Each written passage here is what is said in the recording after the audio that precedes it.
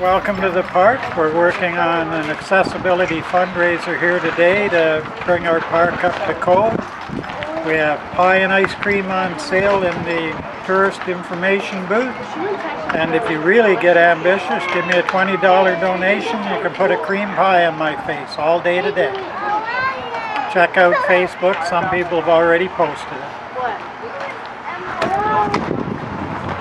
There, if you were to open the door, Terry, you'd see the counters covered with pie. You're taking the pictures today, You eh? want to uncover a couple of them and get a picture of it? Oh, uncovered. Yes, hang on. Let's do this.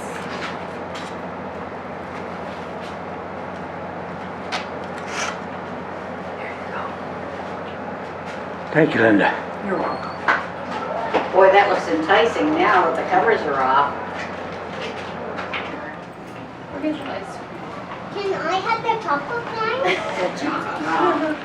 And that would be in a cone or a cup?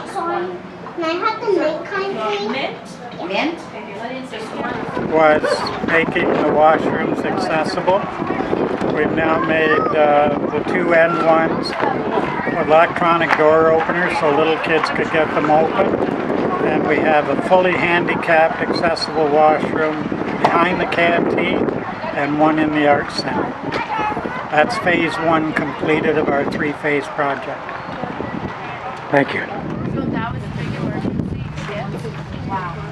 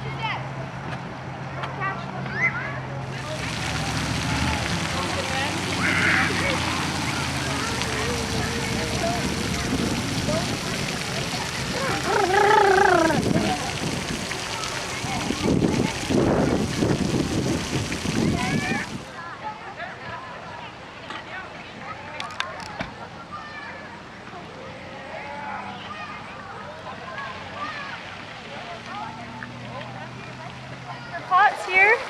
Take home some native pollinators. You wanted a foxglove here? Yes, please.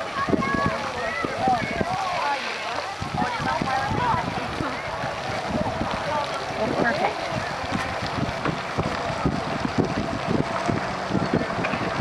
Do you want a little bag for it to contain the dirt a little bit? Might be a good idea, yeah.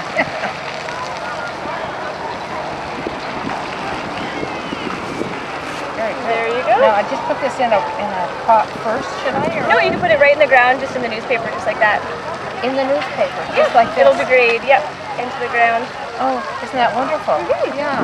They do like some partial sun at least, so partial shade is okay. They can survive in pretty dry soil conditions as well because they're native. So once they're in there and established, they last pretty well. Perfect.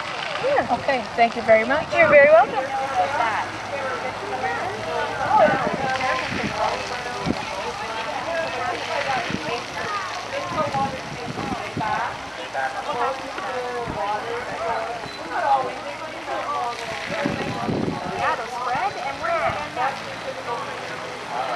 Spilled on the lawn that's gone into our river and now it's also in our lake. Can we get it out of our lake? No. No. Do you think the fish or the bugs or turtles or frogs appreciate it?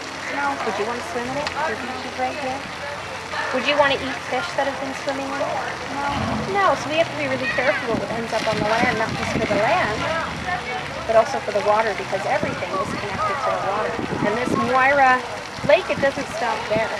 because it travels down the Moira River into our Lake Ontario, and Lake Ontario is connected to the oceans through the St. Lawrence River. So if we can help to keep our land as clean as possible right here in our communities and around our houses, we can help to keep our local river as clean, but also water all around the world. So you go ahead and create your rainstorm, play around with it. We have these wonderful filters in nature called plants. So I'm going to encourage you to put some plants around Madoc to help keep the land and the water nice and clean. The roots act just like sponges. And if we put some plants here along the shoreline, well, we can do a little experiment. You want to do a little experiment? Okay.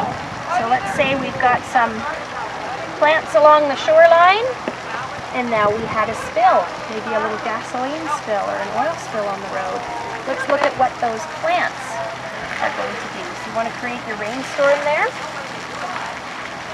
Okay.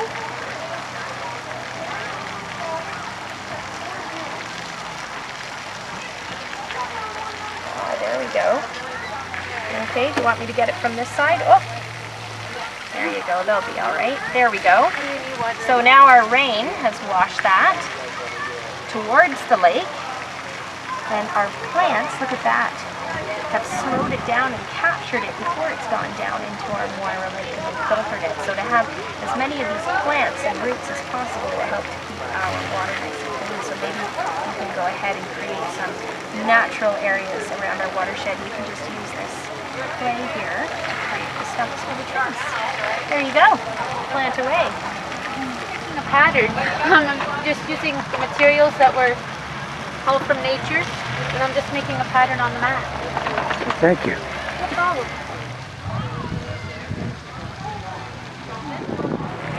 Basically all the bugs you can find in our watershed, and we use them to help us determine how polluted the water is and whatnot.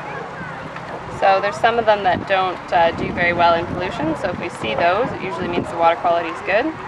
But if, let's say, we only see some at the bottom here, and only these ones, it means the water quality is quite poor. Okay, perfect. Have some samples out if you want to look. I like that.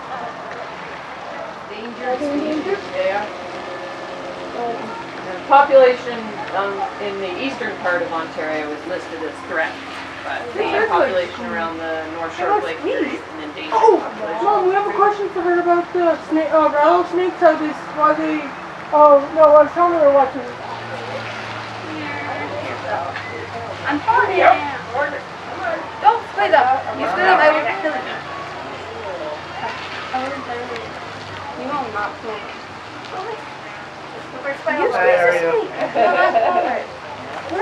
Trying to get the snakes to smell. Tell us what's going on here. Oh, well, we are science-sational snakes, and we are here with the Quinte Conservation Area doing the Family Nature Days. So families can come down and participate in a bunch of activities that are set up.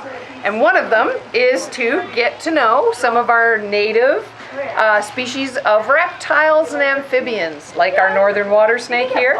Now we also have some good pet kind of species, like the corn snakes.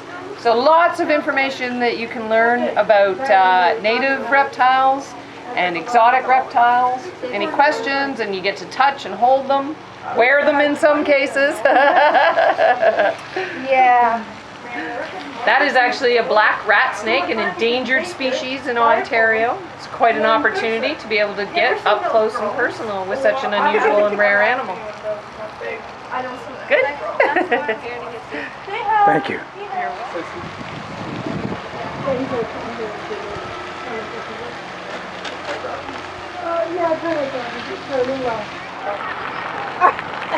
Now go like this. Punch it in. Up. Yeah, yeah. Bring it up higher.